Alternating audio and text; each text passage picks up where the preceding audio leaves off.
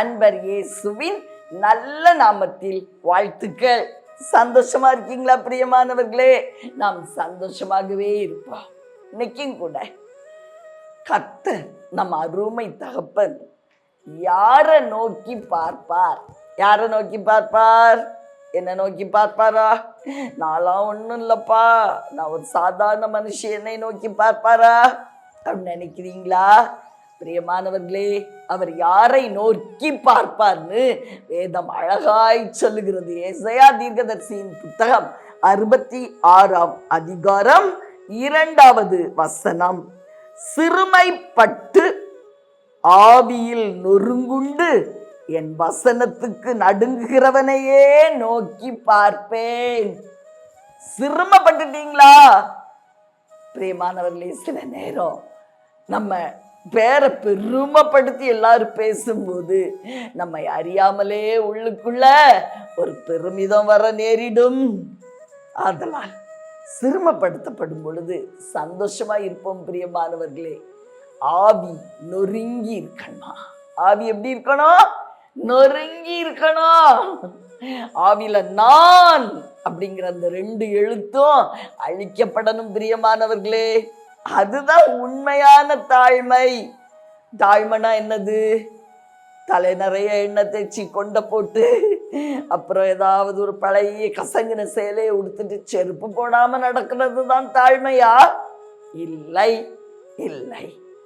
எந்த ஒரு ஆவியில நான் அப்படிங்கிற அந்த 2 எழுத்துக்களும் அழிக்கப்படுதோ அதுதான் தாழ்மைக்கு அடையாளம்.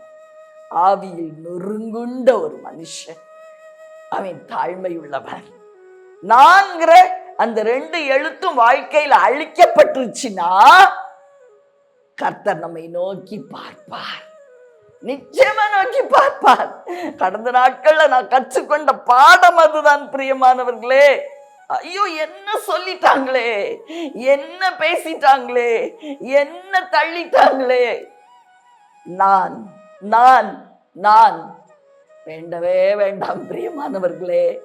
அந்த 2 எழுத்தும் அழிக்கப்படட்டும். தேவன் உங்களை நோக்கி பார்ப்பார். அவருடைய வசனத்துக்கு நடுங்கணுமா?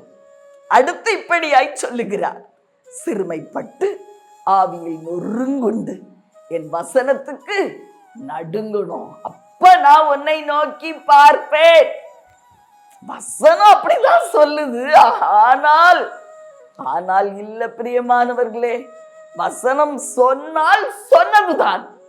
அதனால் இப்படிப்பட்ட ஒரு மனுஷனை கர்த்தர் நோக்கி பார்ப்பாரா? அவருடைய கண்கள் அந்த மனுஷனை விட்டு விலகவே விலகாது. நம்மளை அவர் நோக்கி பார்க்கணும்ல. நொறுக்கப்பட்ட ஒரு ஆவியோடு நம்ம அப்பாவை தேடலாமா? நம்ம நிந்திக்கப்பட்டாலும் நம்ம கவலைப்படக்கூடாதுங்க.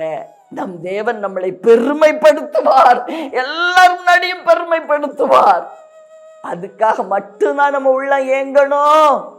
நம்ம தாழ்மைப்படும் பொழுது அவர் பெருமைப்படுத்துவார்.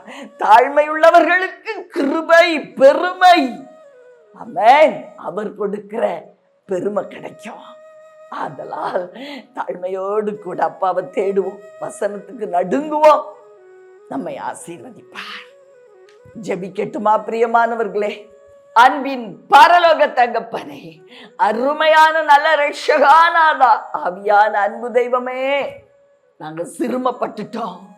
ஆனா நாங்க சந்தோஷமா இருக்கோம். ஏன்னா எங்க அப்பா எங்களை நோக்கி பார்ப்பீங்க, எங்களை விசாரிக்க வர்றீங்க ராஜா.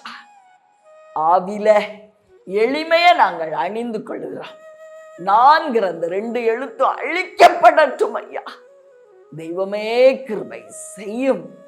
நீங்க எங்களை நோக்கி பார்த்து எங்களுடைய தேவைகள் எல்லாம் சந்தித்து எங்களை ஆசீர்வதிக்கும்படியாய் உம்முடைய வசனத்துக்கு நடுங்குகிற இருதயத்தை எங்களுக்கு இன்னைக்கு கொடுத்தீங்கப்பா.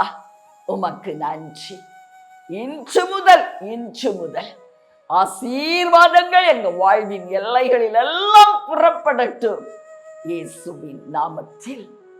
அப்பா, நீங்க எங்களை நோக்கி பார்த்து விட்டதற்காய் நன்றி தகப்பனே. இயேசுவின் நாமத்தில் பிதாவே, ஆமென்.